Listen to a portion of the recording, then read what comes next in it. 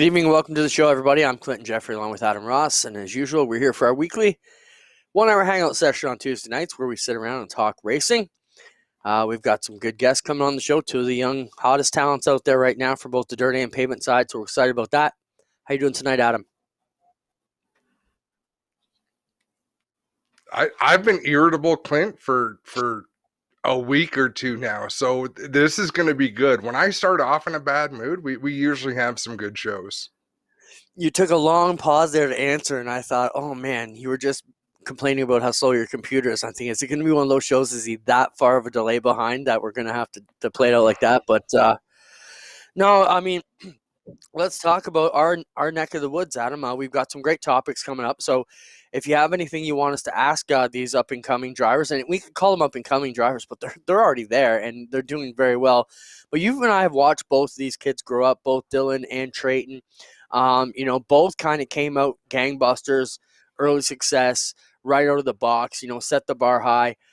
So if there's anything you fans want us to ask them, we'd love to talk about. But, Adam, we've always been a hotbed for talent. But, man, Ontario continues to pump out superstars who can get it done right across the board. And it's so many things, Clinton. Like you say, we've watched them grow up. To be an elite level racer, you have to have elite equipment and opportunities, and you have to be an elite caliber racer. And that's where Treyton and Dylan both stick out. That's where they both shine, is they have the talent, they've developed the talent, but they're also seizing opportunities, finding opportunities. Treyton with a great chance to do some fantastic racing this year. Dylan Westbrook traveling all over the United States. So it really does show it takes everything. It's all got to be there. So they're as talented as anybody out there, Clinton, but I'm excited that they get to showcase their talents. And we're really lucky to see that, because there's a lot of people who we don't get to see celebrate their talents at the level that either of these guys do. Yeah, both come from great families who are brought up properly. And when I say that, I mean, we're just talking about what we've been talking about the last couple weeks about classiness around the racetrack and the way. And, as a young guy, you think, okay, he's got talent. What rough bird do we have to polish off this kid to make him the superstar? And I don't see that on either one of these guys. Corporate darlings, if you will, both of them are. If anything, it's been pulling them out of their shell a little bit more than being a little too cocky to calm them down. So, it's going to be good to talk to them. Yeah, so we're going to have Dylan Westbrook on first, Clinton. And here's someone who has not always been a great interview because he wasn't sure of himself. I found over the last year or so, his skills have improved dramatically. He must just be more comfortable. I wish I had watched on the weekend to see him win that race, because I had watched them when they were down at Devil's Bowl on Flow Racing and really enjoyed the broadcast. But I did not see him win this weekend. But I've been really impressed with how far he's come with his interview skills. Well, just because I'm one of your good buddies and I got your back, we've got the last 5 laps or so right here. And Adam, this race shows why Dylan's one of the best, shows why sprint car racing is one of the most exciting things you're ever going to see. This was a classic slide job battle in the last 5 laps of this race. So Spencer, we want to thank Racing Boys for giving us the clip, but Spencer, roll it. Who had just gotten his lap back by virtue of the caution. So Dylan is right in the center of your screen here with the 47 Black Wing. Han's in the yellow car second. Third is the 5 there, which just took over second. We'll turn it over to the call. Han's coming back after him. Blake Hahn back into second. Works the middle into 3 of a turn number 4. They're going to squeeze the 47. They're 3 wide. It's Westbrook at the line. Dylan Westbrook holds on to the race lead, but Ryan Timms throws the slide. He's got it for a moment. Slams her off of the cushion. Westbrook takes it back. Ryan Timms not done. Goes to the bottom. Throws the slide. Westbrook down to the bottom. Blocked by the lap car. Ryan Timms to the race lead on lap number 27. Westbrook Slides it, parks it, forces the 5T onto the brakes. He's going to take it down the back straightaway. Ryan Sims back to second. Blake Hahn in third. Watch it. Just wait for somebody to make a mistake as we've got 2 to go. And here comes lap traffic. Landon Britt, next driver in line. Westbrook down the back straightaway. Will he go high? Will he go low? He'll drop to the deck. Slides it across the racetrack. Ryan Sims tries for the slide. Not enough. He's going to fall to second. Here comes Hahn at the white flag. Blake Hahn tries to reclaim second from Timms. Timms going to turn it back underneath him, but while they're battling, he's going to roll into turn 3 and up at turn number 4 for the first time this season. Dylan Westbrook goes to victory lane. Wow. That's awesome racing. Shows you why you should be logging on to racingboys.com, picking up their broadcast of the ASCS National Tour. We'll welcome our guest, Dylan Westbrook, to the show now. And, wow, Dylan, I think your T-shirt should say Dylan Westbrook. Slides it, parks it. That was a beautiful move. Dylan, let's talk about the caliber of racing there. At one point, you were leading, then you're back to third behind another lap car, and then in the next turn, you drive it in hard and take the lead away. Talk about what it's like racing at that speed at a place you don't get really super comfortable with because you only come in on the tour. So many things go into that. Describe what that is like. Yeah, it's pretty crazy. That's kind of what we're doing, just kind of traveling around. A bunch of these tracks, still my first time ever being there, so it's quite the learning curve, that's for sure. It's kind of what we're doing, is trying to get a bunch of laps, and that place, we hot lapped. I think the first night we were quick time, went out there and got a second place finish, so that was a real confident booster, that's for sure. Then going into the second night, I just had a real good night all night with the heat race and everything, and then with the feature, everything just all came together. Dylan, I want to know, do you talk to the other drivers after a race like that? At this level of racing, do you do a lot of bench racing like we might see at Oshweekon on a Friday night, a bunch of guys after, telling their stories? Oh yeah, it's still like that. A bunch of the guys on the tour really became good friends with them. So after the race, we'll talk about it, kind of hang out, and it's a real good time. Because in Clinton's, I'm gonna steal another question here. With those slide jobs, there was a lot of give and take, and it wasn't real obvious, but people could have forced and done dumb things, but that was really good hard racing. Do you talk to those particular guys after a race, guys that you're competitive with, and are they excited for the show that they put on, even if they're disappointed they didn't get the win? Oh yeah, even in victory lane, they're talking to the guys. It was they even said, "Oh, that was a real good race," and these guys, they'll race you clean. You can race them hard, and you don't really have to worry about them getting into you. It's a good group of guys to be racing with, that's for sure. Dylan, when you're a youngster coming up through the micro sprints and then getting your shot Oshweekon and becoming a star there and then getting the chance to go on the road, I'm sure this is what you always dreamed about. But, first off, where you stand tonight, how long you on the road, and, what's the hardest part of this dream that you've got going on now? We're actually at Garrett Williams' shop, his car owner. They let us come here in Missouri, so it's kind of nice to get out of the toter for a bit, actually sleep in the bed and stuff. So that's real nice. And and then actually just hang out, got a nice air conditioned shop to hang out and everything. But it's kind of hard being away from home, especially now with all the COVID and everything going on. Now if I come home, I'm gonna have to quarantine for 2 weeks, and then I miss the race, so I can't really come home until the end of the season or until the border and stuff opens up.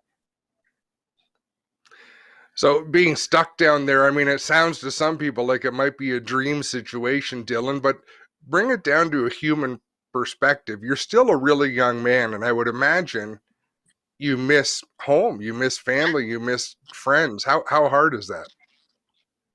Oh yeah, it's pretty hard. I'll keep on looking, thinking, trying to find a way to somehow I can come back, not have to stay there for 2 weeks and then come back over. But hopefully, I'm kind of looking into getting the vaccine and stuff. So hopefully they make it in Ontario. Once you have it, then when you fly, you don't have to quarantine for 2 weeks. So once that happens, it'll definitely make it a lot easier. And then even people at home, they could get their vaccine, come over for a weekend or something, then go back. Because right now, even my dad, if he wanted to come for just a week, he'd have to take 3 weeks off work. Yeah, definitely tough. Dylan, so where are you off to next? What's the next couple races on your calendar? Like you mentioned, you're in Missouri now. So where are you off to from here? Next race, it's Boot Hill.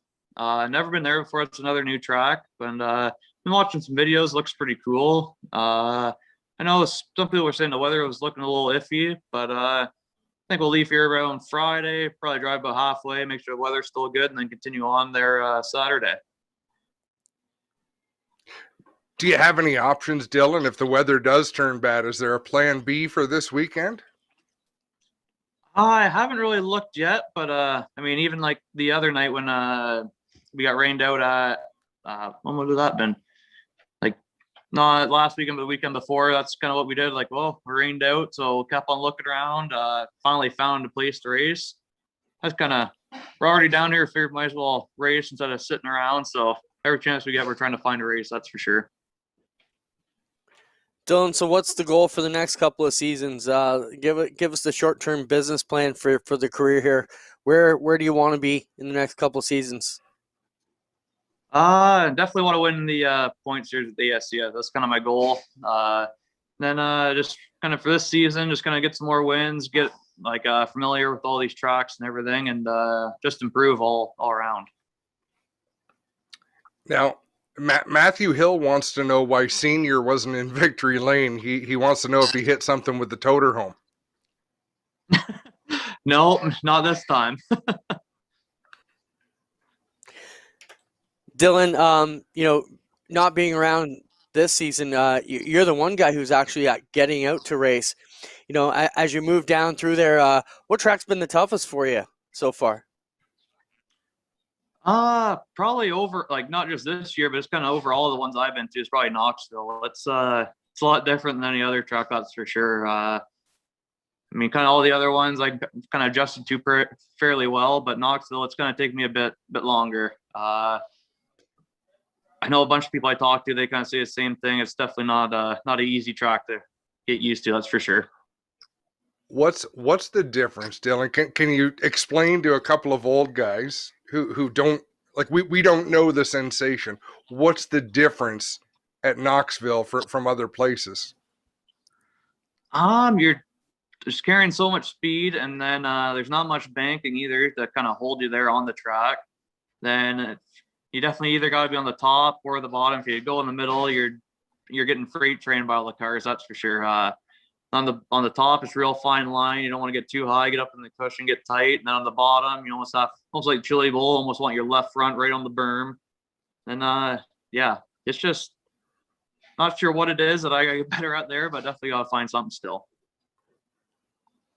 Dylan, before we cut you loose tonight, give a shout out to some of the guys who are making this happen for you. I know you got a dedicated crew out on the road that's also away from home, and some great supporters behind you. Oh, yeah, definitely got to thank Steve for coming out here with me, and Miles for supplying me the car. Great equipment each and every week. Then all the sponsors, Dan from Nitro 54, he came on big this year, so that's a big help. A bunch of new sponsors like Glenn, GSR, Sovereign Fusion, just everyone that helps out here. And all my friends, family, and everyone back at home support me also. Well, I can tell you, we're pretty excited to watch you, Dylan. We're thrilled to see you making the waves that you are, and I don't think you're going to have to wait too long for that title chance. I'm not saying you're going to win the championship. I think you will, but I definitely think you're going to be in the mix. You've got the equipment, you've got the attitude, you got everything you need. Yeah, that's kind of what we're hoping for. That'd be sure would be cool. I know. Sam, he's won a bunch of times, so we kind of got he's definitely helps us out a bunch with that. Just know what to like, even just simple stuff just for like gear and stuff definitely makes a big difference. Well, Dylan, as the promoter of our weekend and the guy who has to try and get people to come out there, I thank you for not being around for the next couple of seasons and helping us get somebody else to victory lane in the 360 and sell some more fan seats, because they were getting a little bit tired of seeing Westbrook make everybody else race for second. But no, just kidding, man. It's been great to see you grow up. You're definitely going to be hearing from us again, and continue to stay safe out there and make us proud, man. Perfect. Thank you. Hopefully, once all this go stuff's all done, I'll be able to come out there a couple times a year and come back to the home track. All right, Dylan. Sounds good. talk We to look you soon, we buddy. look forward to seeing you, man. Thank you. Dylan Westbrook with us there, ladies and gentlemen. Good kid, Adam. Got a great future ahead of him. From the first time he started coming up, said he's bound for the Outlaws, and I don't doubt it. He's kind of like they used to say about Larson, and I only compare them by this one term, and they said, the more power you gave him, the stronger he actually got. Whereas some people takes a while to adapt to the extra horsepower, it just made them kids better. Yeah. And he doesn't shy away from any questions. That's the maturing process that he's gone through to know that celebrity is kind of a silly term, Clinton, because it can mean so many things, but he is a voice, right? When you see Dylan Westbrook's face and you're a dirt sprint car fan, you want to hear what he has to say. And he probably hasn't even thought of it this way, but he's embraced it in the sense that no matter what you ask him, he'll give you something. He'll talk a little bit about it. And I'm really pleased by that, because not everybody gains that ability. I mean, Sammy Swindell, I still enjoy watching him race. It's only in the last 5-6 years he's started to give decent interviews. See, you just blew my whole intelligent comment out the window that I was going to say. I was going to say, well, when you win that much, you get a microphone put in your mouth, you get up to speed fast, and then you talk about Swindell. I mean, I guess that argument doesn't count. Before we get Treyton Lapsevich on the line, we've got a few other things to go down. Let's jump into, while we're talking about dirt stuff, let's jump into our Burger Barn video of the week. We'll watch this. This is another cool video. There were two videos done with this. The parents had one video where he had a sprint car show up for the son's birthday, and then they brought out the gift. The sprint car's already there. Roll it, Spencer. This is our Burger Barn video of the week. This is sent from Corey Lawson, and this is parenting done super cool. So they already had the sprint car drive up for his birthday, and check out this toy rig, Power Wheel setup that Dad got, little guy.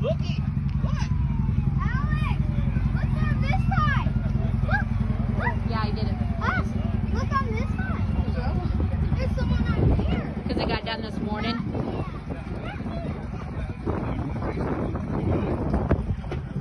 Go.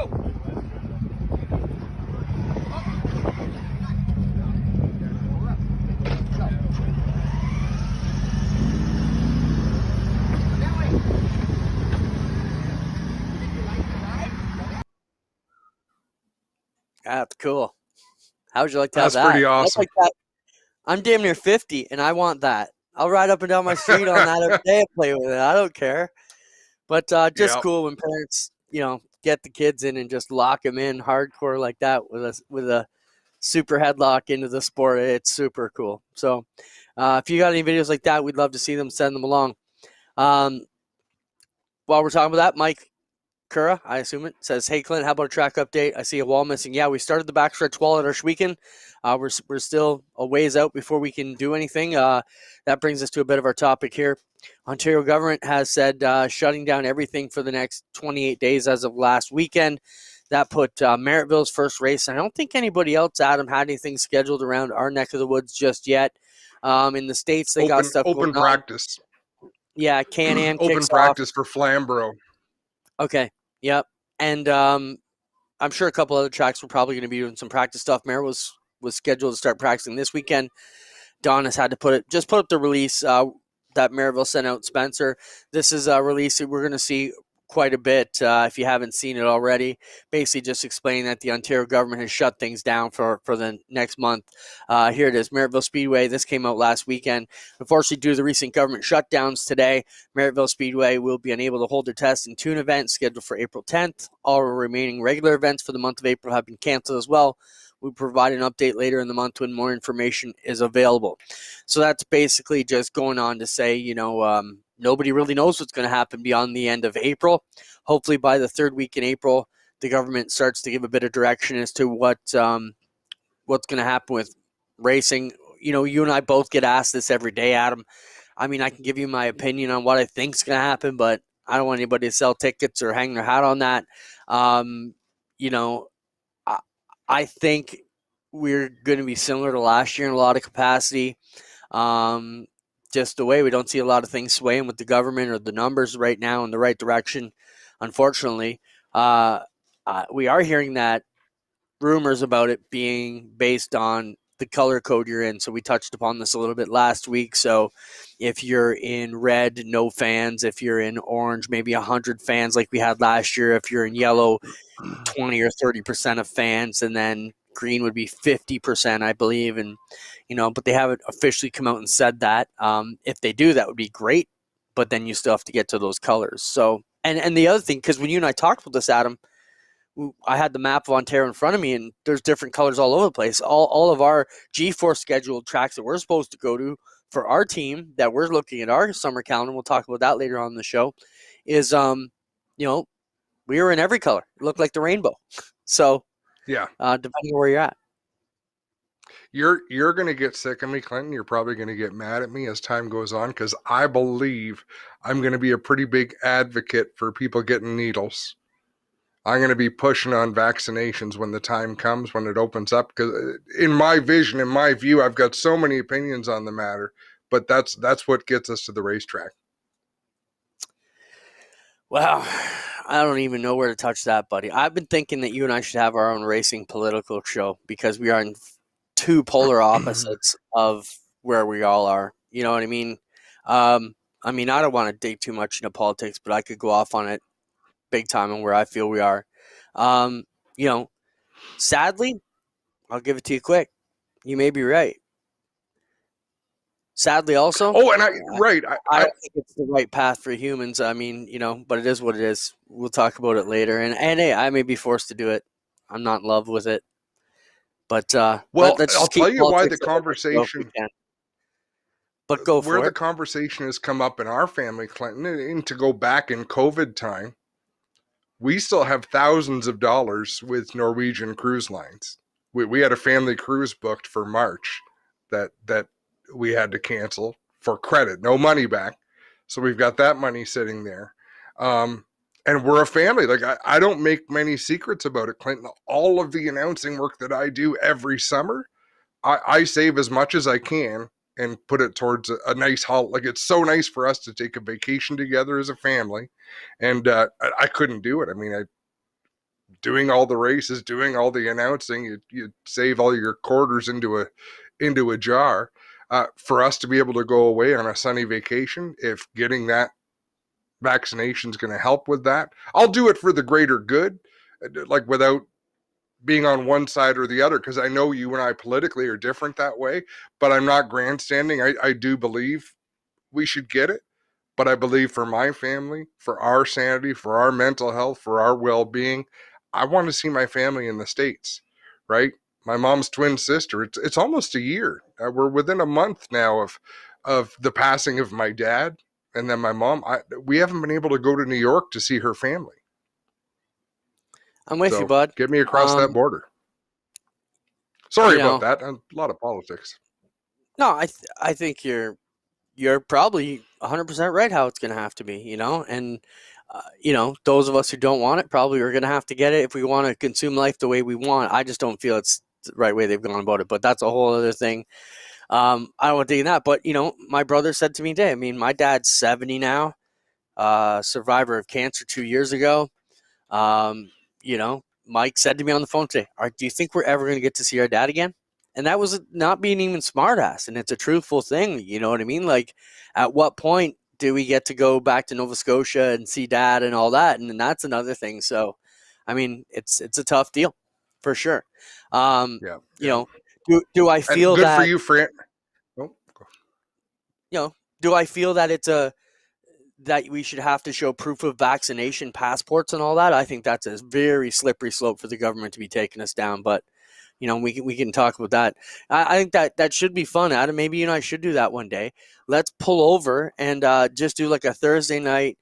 Two guys who know shit from Shinola talk politics and what it means for our sport at large. And I'm sure we could get a whole range of guests that would love to step onto that soapbox from both sides of the fence. But, let's move on a bit. Either way, tracks are shuttered till May. and we don't know what's going to happen. We can tell you that. So back to G-Force thing, Doug Erskine says, hoping at least have the green flag races like last year go G-Force. Well, I can tell you that my understanding, and as is Adam's, the APC Late Model Series is going to happen whether they can have fans or not like last year, and we're going to be there to cover all those events live with better and expanding coverage, new camera angles, new bells and whistles, new production trailer. We're doing it up. So we got all that going. Then we move on to the dirt races, which is going to be the Pinty's National Hot Wing Tour, which is going to comprise the Knights of Thunder Pinty Series for 360s and the AST Action Sprint Tour combined events. There's 9 plus 1 or 2 more of them coming in. So those are 10 races that have the funding, the purse, and the ability to race with no fans to cover their end. So those are at least 20 live events we plan on bringing you. Washington gets going. We have a full slate of those races to go, but that's still to be determined. And then outside of that, that's what I was going to throw. And selfishly, the Pinty Series, it looks like that's going to be a go for most of their events. Not G-Force events, Clinton, but a good part of the G-Force team is going to be there working them. So, and these are worst case scenario things, folks. I want to see all of your faces at the racetrack. That's what we want. But we're pretty damn lucky to be able to do what we can do. So as we know it right now, it looks like we're guaranteed for at least 30 some races, Clint, to be able to show people. And that's all free viewing. Yeah, that's minimum. Well, so, it's not like free. It's paid for, but you can tune in, log on, and enjoy it. Oh, there's lots of money goes into making these broadcasts happen, but it doesn't have to come from you, the viewers. It's covered. But just to add to that, I was getting to, so we have the APC late model races, we've got the dirt sprint car races, and then I expect we're going to probably round up in about 10 other races. Things like last year we did the odd Flamborough race, we did Frostfest, we did, Oscar. So I think there's going to be a bunch of those other races sprinkled in to, like you said, to get about 30 live events hopefully out for us. Plus a full slate of G-Force Light, which has really taken off for us. So any races that we can't be at for the crate sprints and 360 tour, they will end up on G-Force Light. Merrittville, Humberstone, Oscar, they have all asked for G-Force Light. So even if it's not a live event, I still think you're going to get the single announcer, single cam. We're going to get to see these races on G-Force for free, which is awesome. So if there's a race out there and it's happening, and especially if the fans can't be there, we're going to do everything we can to bring it to you. And we have a lot of partners who want to make that happen. So that's exciting. We can take the G-Force schedule off of the rundown. Adam, while we wait for Treyton Lapsovich to connect, let's talk about Jumpin' Jack Johnson. We lost a legend here in New York State there last week. Jack Johnson was one of the cool guys, ran through many, many eras, and was sick for a while, but always a gentleman, great champion, and, your thoughts on Jumpin' Jack as we look at some of the pictures of his career. Jumpin' Jack Johnson epitomizes racer. I mean, he could be a hero. He's a racer that I would give the moniker hero to. He was larger than life, but he was so approachable, Clinton. He was so friendly. He understood the role he had. He embraced the role. So not only would he go to the racetrack and put a whooping on people, but he would stick around. He would interact with the fans. He would give time to kids who wanted to come and see him.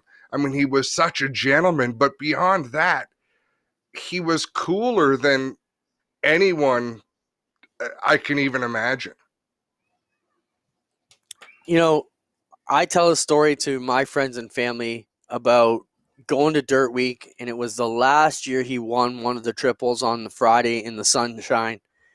And I remember we were covering it with DTD, and we had the camera crew, and we were down on the track, and he was up on the stage getting the picture taken. And I remember they rolled the car up, and just the way he got out, and I remember this before my brother Mikey had ever won a race, and just the way he stood with the checkered flag and kind of leaned back on that right rear.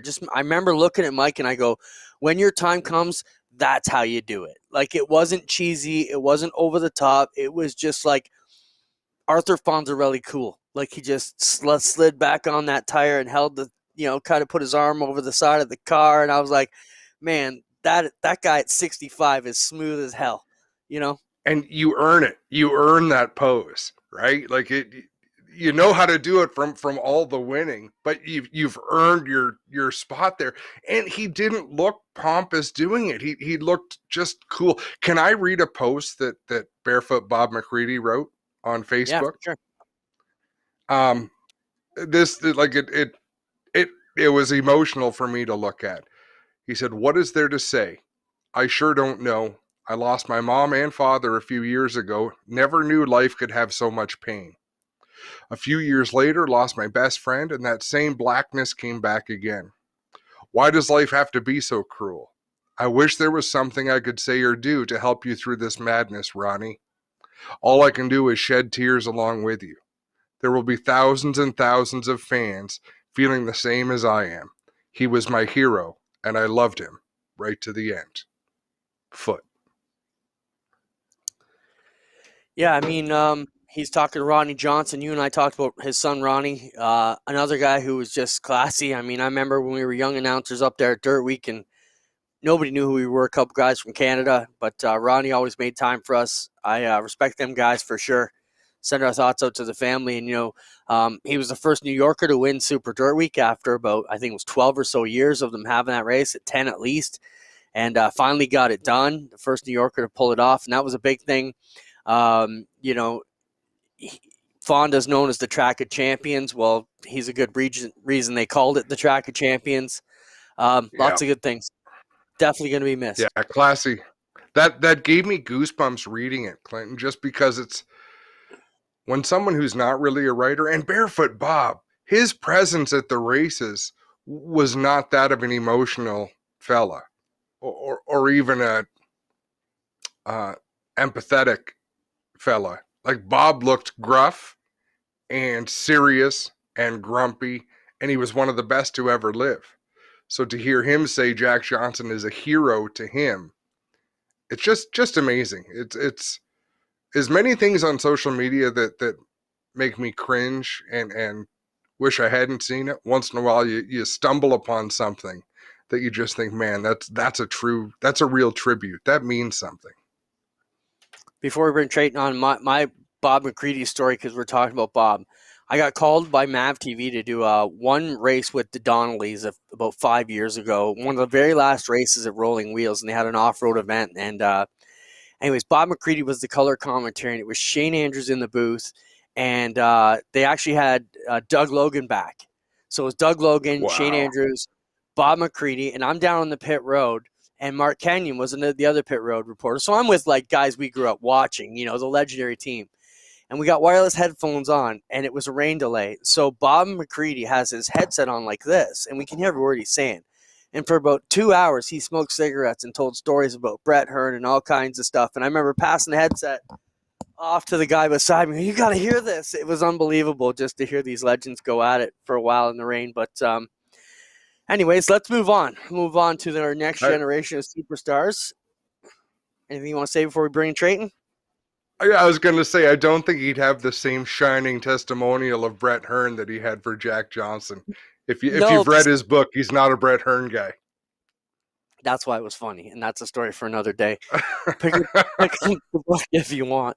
One book we brought up before, another great book, is the Gary Ballou book. I've been reading that again. I got it last year in Daytona and picked it up again the other day and just thought it was great. But we got him on the line now. We appreciate his time coming in, so let's not waste any more of it. Treyton Lapsovich will join us now. Treyton, are you like third, fourth, or 13th generation driver now? Yeah. Did it all start with Papa Joe, or was there somebody ahead of him who was racing chariots? I think it started with Papa Joe, yeah. So that would technically make you what? Fourth? Third. Third. No, third. Okay. Third. Yeah. Just Treyton and then Jeff and then Joe. Mm-hmm. Let's talk about the past with you guys. Does your dad talk much about the early days when he was growing up racing with the two brothers and out on the road with Grandpa?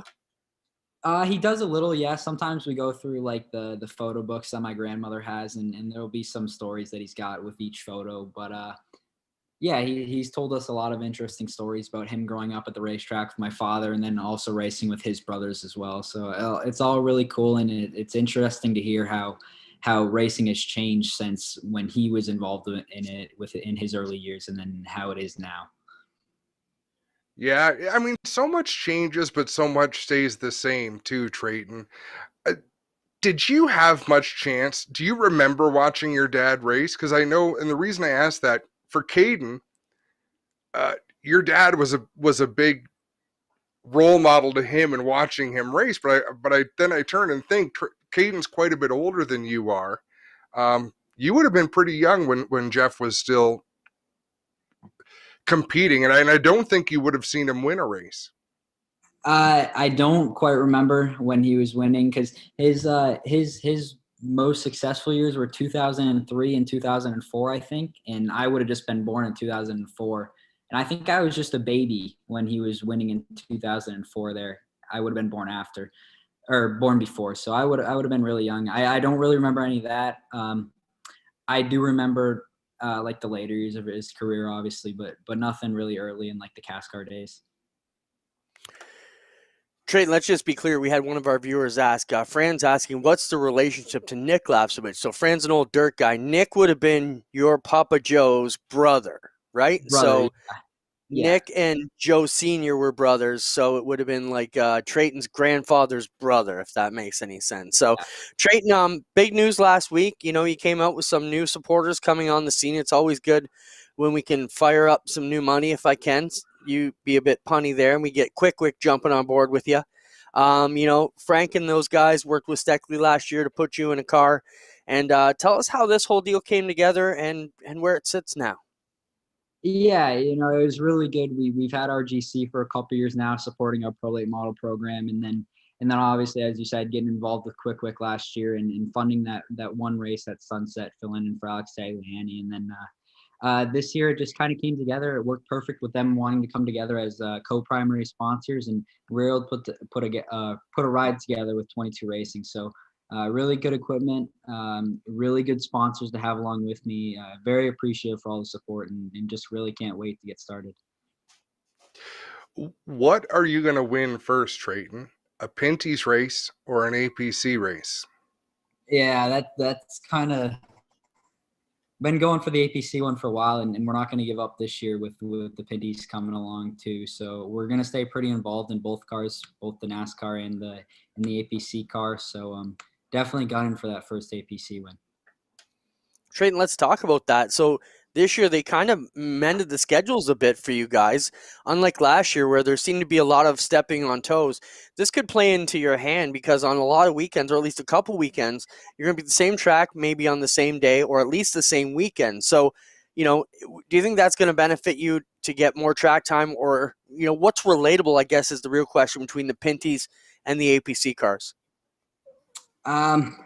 Well, not much really. There's a lot of big differences between the handling of the cars, but I mean, I definitely see it helping, being able to be on the track those same days with I think it's most likely going to be the APC races earlier in the day before the Pinty's race. So just seeing if the track's greasy or we got a lot of grip or not on that day will probably help. Other than that, I can see it really tiring me out with all the laps, but it should be all right. What do you have a 5-year plan, Treyton? And I know this is a huge step that you guys have made here. Where is it leading to, or what do you have in mind? Really not sure. I guess we just gotta really see how this year plays out. Definitely gonna make the most of the opportunity and try and finish as well as we can, especially in the end of the year, and hopefully grab some wins along the way too. Treyton, you mentioned, you know, getting tired in the car, and you know, is there anything you can do in the off season other than just straight putting laps on to get ready to make those easier for you? Is it a health regimen? Is a guy your age worried about that stuff yet? You know, what can you do to improve that? Well, they give us a lot inside the cars to keep us going, but at home in the off season, I've been trying to keep as fit as I can. I guess you'd say I've been doing some cardio, and we got a weight set for Christmas, so been taking advantage of that as much as I can in hopes to help me in staying strong in the car for all the laps.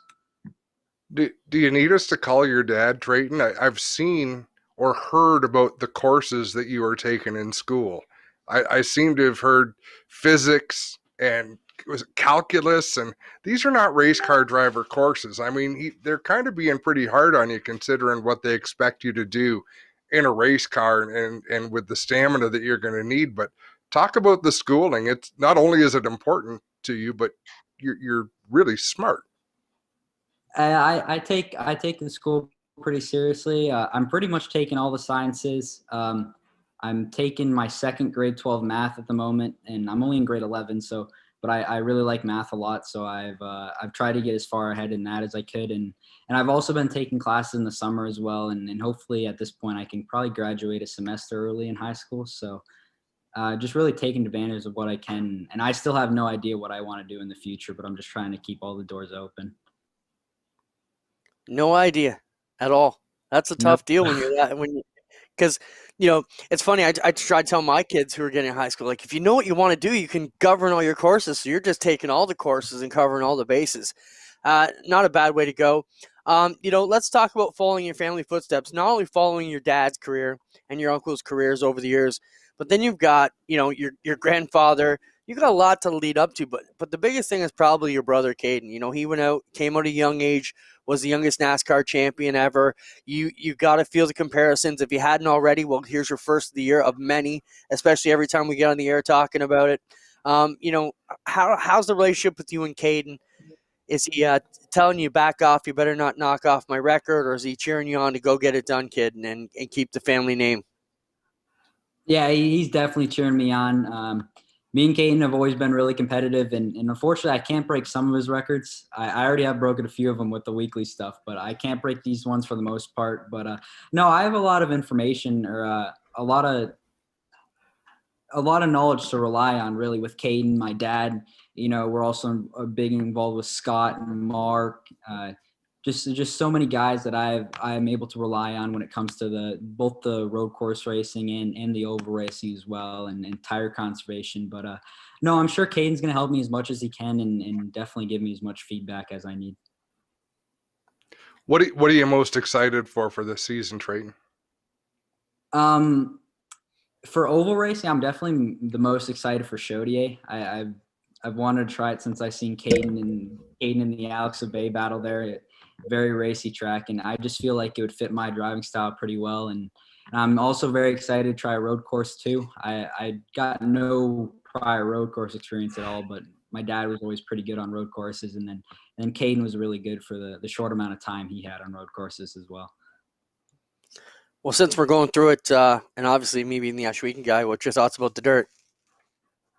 I'm definitely excited for the dirt as well. I've been doing a lot of dirt racing on iRacing in hopes that that'll maybe translate a little, but yeah, I'm really excited to try it, and seeing all the dirt racing at Bristol definitely got me a little more excited as well. If I can slip another one here, Adam, we had just someone asked, Jeff Beddard asks, Treyton, are you still going to be racing at Sunset Speedway, or is this basically new plans going to just be all you'll be concentrating on is APC and Pinty's? Yeah, it'll be all APC and Pinty's, but I'm sure they both get their fair share of races at Sunset, so I think we'll still be there for a few events at least. One of our viewers who is in the next room actually asked if your dad ever won a Pinty's race, and I'll answer for him because your dad finished second a couple of times. But the reason I had asked you, I wanted to go back to that. Your dad wasn't just a good racer. There was a period of time in the early 2000s where when CASCAR was racing at Clint flagship events in Canada, the Vancouver Indy, the Toronto Indy. I mean, these were big events, and he was just unbeatable. Adam, did you miss it here? Dusty DeBoer, our regular technician or a statistician, jumped in, and he says, according to Racing Reference, Jeff won 6 CASCAR races plus a Western race. So yeah, he did win a lot of CASCAR races, but no Pinty's. Treyton, you know, let's talk about who's behind this deal. Last year, we saw some legends in the pits with you, guys like Junior Hanley around. You know, what type of information are they giving you? And, you know, what are you garnering from these types of guys? I've just had so many people involved with me with so much information. And as you mentioned Junior Hanley there, it was so cool to have him in my pits last year. And hopefully we can still continue that. He's been coming down to the shop all through the winter to help us out. And it's just really cool to hear his stories as well and his experiences throughout racing. And also I've had some like one-to-one shop days with Junior Hanley and we've been working on the cars together, and he tries to explain what he can, but he moves really quick. So it's hard to stay with him sometimes, but for the most part, he always tries to keep me informed on what he's doing and teach me as much as he can as well. And then obviously I got my dad, Caden, Scott Steckley, my team owner for this year, and Mark, and just all that knowledge to enter the Pinty series with. I am surrounded by so many great people, and I'm very appreciative for all that. I should know the answer to this already, Treyton, and I don't. Who's going to be your crew chief on the Pinty series? I'm not quite sure yet. All right. Fair enough. Your APC series car, Treyton, who's going to be behind that family effort again? Yeah, it's going to be another family effort, and RJC is going to be involved with that as well. That's awesome. Well, Treyton, good luck. We're going to see lots of you this summer. We're really looking forward to it. It's going to be a fun summer. I can't wait. It's going to be a lot of fun, and hopefully they can get fans to the track at some point. And really missing them recently. So, thanks for having me. We're going to call your dad and get him to bolt some weights to your wheel to get your arms up to speed for you for the next couple of weeks, and we'll get going. Thanks, Treyton, for being with us. And as Adam said, we'll talk to you lots this summer. Thank you. And you know what? That's cardio. Yeah. Treyton's a good kid. And, I'm so pleased he and my son Connor have become friends over the years. So they see a bit of each other. I've always enjoyed the Lapsevich family, Clinton. They're just fun people to be around, good people. And if you want to do cardio, try to keep up with Junior Hanley in a race shop. He moves fast. It's funny, we mentioned the Gary Ballou book earlier, but I was also watching a lot of the Dale Jr. Download the last couple of weeks, and man, how many times Junior Hanley's name come up on the guys rolling through there talking about, battling in the late model days and the ASA stuff and getting a Junior Hanley car. Some great stories out there, so he's definitely got, for sure, the best of the best behind him. It's no secret, Clinton. I tried for a number of years. So when I worked for Grisdale's. So like I sold Hino trucks, but Grisdale Racing Products was there, and Junior was in a couple of times every week, and heard some amazing stories. I've tried time and time again to say, Junior, when are you going to let me sit down? When are we going to do a big interview? Just turn a microphone on and sit and chat and tell stories. He has stories. Junior likes to stay busy. He doesn't like to sit around, but when he does sit down or stop and start to tell a story, it's amazing. And some of the things he's been through, I am not going to quit. I'm not going to give up. I'm going to keep on trying to get Junior to tell his story. Part of the reasoning he gave was, last time we did a big interview, people got mad at him because he tells the truth and caused some issues with some old friends. But I don't think he understands what a legend he is. He's just Junior. He just wants to work on cars. Well, get him in here. We'd love to have him. You and I talked about doing some long form podcasts. There's a long list of people we could sit down with for well over an hour and just let them go. Let's move on to a couple other things. Hit and miss here. So are your screws loose? This was a good post that came out yesterday on the internet. Basically says, check the screws on your carburetor. Show the picture, Spencer. So, with the local racing season fast approaching, here's a quick tech tip to save you time and money. Check the screws that hold the squirters down on the carb. A lot of force is not needed. Just make sure they are snug. I just checked one on my brother's carb and got a little on each one, meaning you could tighten it. This is Rob Heil, modified driver in New York. So picture number 2 is what happens when they follow and run through the engine, costing lots of money to repair. So there you can see all the hammer marks where the screw got beat up and down inside the piston a million times. So racers out there, check your squirter screws on your carburetor. Make sure they're snug. Thank you, Rob Howe, for the tech tip. And, I'll tell a quick story. So back, 25 years ago, my dad we bought our first motors, probably from Terry Vince, I think. We were going sportsman. First time we ever bought a real pro race motor. Spent way more than we could afford. Brought it back. We're putting it back together under the shade tree because we didn't have a garage. We get the motor all put in and go to put the air cleaner on. And you know what we can't find? We can't find that little half-inch nut that keeps the air cleaner top on. So we search all over the ground, and of course we're on gravel rocks. So good luck trying to find this little gray nut in the gravel rocks. Well, after 2 hours of cursing and swearing, Gary having a heart attack, blood's bursting out. Can't find this damn nut anywhere. We dragged magnets all over the ground. Finally, Gary says, let's just go for it. Well, we went for it. Long story short, the nut wasn't in the motor, but man, that was a tense first night at the races. I can tell you there with the brand new motor. We never found it to this day. And I still remember the horror in mine and Mikey's face because, man, had we dropped that down, and that's the thing, you don't know, did it go down the carburetor? And we got it's not like you can shake it. Oh. And you don't want to pull the intake off because it just came from the builder and it's been dying. Oh, man, it was just either way, it wasn't. Yeah. That wasn't the problem. But shit, story like that can quickly go awry.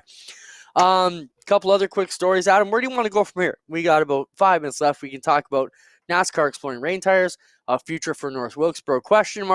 Weaver Valley concrete plants, and some crazy crash pictures that we have not validated. So that's maybe something we can argue about right now.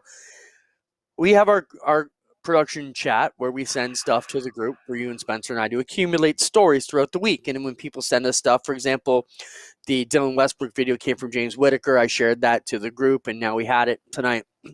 Well, this week, 2 strange pictures came out. Scary pictures, let's say. Bad crash pictures. One was a go-kart into a concrete wall, and the guy's face and neck is basically, it wasn't gory, but we didn't see the frames before or after that picture, so you don't really know how he came out of it. And this is a big argument with us. We don't know, should we show the picture when we don't know whether the guy was hurt, lived, or anything.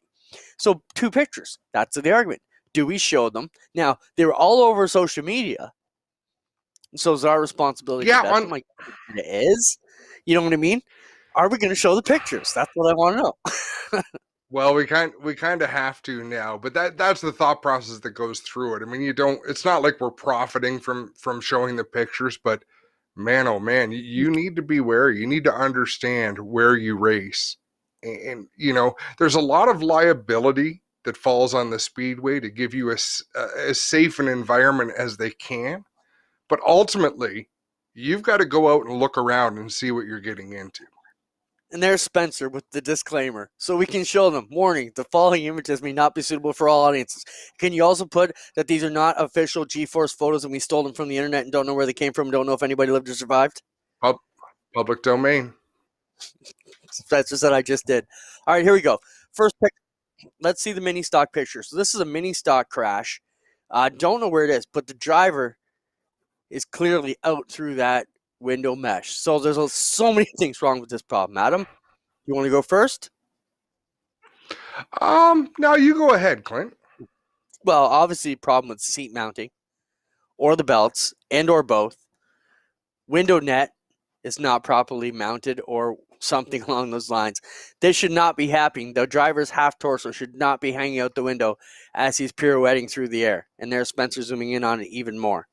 So these are pictures that start coming across the internet this week. Thoughts on that picture, Adam? It's horrifying. You have to, folks. Safety matters. Don't strap yourself to a part of the car that's going to come out of the car. And if you're trying to build a car with an ejection sheet, make sure the roof comes off. Yeah, and it comes down to, I want to go back to tech inspectors. Okay, so, even last week with all the Bristol stuff going on, everybody was saying, where was the tech inspector to make sure this guy had a neck collar on, or, where was the tech inspector to make sure the seatbelts are tight? So all a tech inspector can really do is do a precursory check for you to make sure your belts are within the limits that you should already be following yourself. Make sure your helmet is up to snuff to a guideline you should already be following yourself. They do a visual check of the welds, and in most cases, I would like to think they can do a pretty good check of the car visually, which would give them a good clue that they need to dig further. Meaning, are the welds clean? Are they tight? Are things put together? You're never going to see, but you see some things that are glaring errors that you've got to look into more and say, well, we need to check out how these welds are put in this car. But a lot of things you can see things, but we cannot make you put your belts tight. We cannot make you put your belts on properly. And you gave me shit. You gave me shit a couple of months ago because I said, look, that's up to the driver, right? Like the driver has to be responsible for what they're going to go out there in.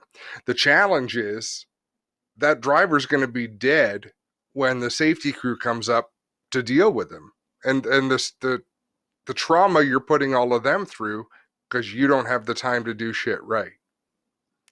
Yeah, it sounds a little heartless, but you're not just looking after yourself. You're looking after the people that are around you. My call to action for all of our racers here, whether you're crew guys, parents, builders, racers, take care of one another. Don't let anybody go out there with their belts loose. Don't let them go out there in outdated equipment. We all need to stand together, and sometimes you have to take care of your stupid buddies. So do it. Tell them, hey, dumbass, what are you doing? That ain't proper. So to answer stickers and scuffs, who is liable in that situation? It gets really complicated because the lawsuit would be long, and probably that driver or the family of the driver would be paid some sort of money from some sort of person who probably shouldn't have to pay out any money. Like you can't fix stupid, but liability wise, it hurts everybody. But ultimately, if you critically injure yourself, whether someone else is liable or not, you've really ruined your life. You've screwed up your life, and we've seen it, Clinton. It's happened. But the lawsuits would be long, and it would cost a lot of people a lot of money. No, you're not wrong. Someone's obviously going to get paid out of that. Where it comes from, it's hard to tell. I think to answer from the track side of things, if you can prove that you've done everything right, you don't end up paying. Your insurance will cover it for you. I've been in the middle of a situation like that for the last 5 years now, where someone got hit by something that came over the fence. There's a bit of a lawsuit going on. Basically, the track did everything right. They're still going to get paid. Track's not going to lose anything. But it's just the way it goes. Yeah, but that's where we have to be diligent and make sure we have proper signing up, proper warnings, proper waivers. The biggest thing that track can do that I've learned through all this is make sure that the people who are signing their waiver know what they're signing. And how many times I've been in track and they'll just throw this up there. If we have a lot of new people there, a lot of us take that waiver for granted, make sure new people know that they're signing their life away. And in our Schweik, we've even got smart ass with our signs that says, watch for flying everything. We don't know what could fly, not just dirt or parts or whatever, just you're in a dangerous spot. All right. My last pick is I think we hold up. You want to hold off the others? Yeah, that one. Quick, we kill the go-kart pick. Spencer said maybe we shouldn't. Another disclaimer. Okay, so my argument here, Adam, with this go-kart picture is there's a concrete wall there, man. You had to know this wasn't going to go well if things didn't go well. Are we seeing it, Spencer? Are you looking for it? And what I don't get is on a dirt racetrack, like even if his throttle's stuck, you don't lift that much, but as you look closer and closer at that picture, and I stared at it for a long time, it's unnerving. It's unsettling to think the force that he has hit that wall and the direction things are moving there. I don't think I would want to see where it went from there. See, I'm hoping this is on the rebound. He already hit and he's coming off it. That's the way I'm looking at this from a positive side. But the message there, folks, that wall was obviously in a dangerous position. And the whole reason why we had this talk yesterday on our chat, Adam, was, I think it's up to all racers to do a safety audit of these tracks you race at. And this is a call to every Osh Weekend racer. If you come to the track and you see something that you think is out of place or dangerous or in a bad spot, let us know. please, and we'll all look at it together and figure out a proper solution. If you go out and just put up with bad conditions, you're just as liable as everybody else. And I don't mean it that way, but we all got to look out for each other. So again, if the tracks are missing, and it doesn't. Sometimes we do, because look at me, for example, Adam. I think I look at every inch of Ohsweken Speedway from every objective angle. I'm not out there racing in a car, so I don't see things maybe that you're going to see from that perspective. So sometimes management needs to hear it from the teams. 100%. 100%. And ultimately, you don't always have to think about things from a liability standpoint. Think of it from a common sense standpoint. Think of it from a compassionate standpoint. Hey, did you guys realize there's a pole here? This pole is a little bit exposed, or this wall is a little exposed. Clint, like you say, you'd be amazed at how often things like that happen. And whereas, okay, we've got to rearrange things a little bit to make them make more sense. Yeah, and obviously we never want it to be a tragedy where you're looking back going, how do we miss that? So on that somber note, we thank everybody for joining us again. Thank you, Spencer, for everything you've done. Thanks, Dylan Westbrook and Treyton Lapsevich, for their time tonight. Thank you guys for hanging out with us, and girls. And everybody else who's with us, we appreciate you doing this with us on a Tuesday night. Let us know who you would like to see us get as guests, and we'll work on making that happen. And let's hang tight for another few weeks, and hopefully a couple more weeks of these BS sessions, and we can be talking about some real results here in Ontario. Yeah, I enjoyed that session tonight, Clinton. That was a good hour. Watch for the Clinton and Adam Know Nothing political show coming up in your listings in the following weeks. Anyways, everybody, thanks. Have a great night. Talk to you soon.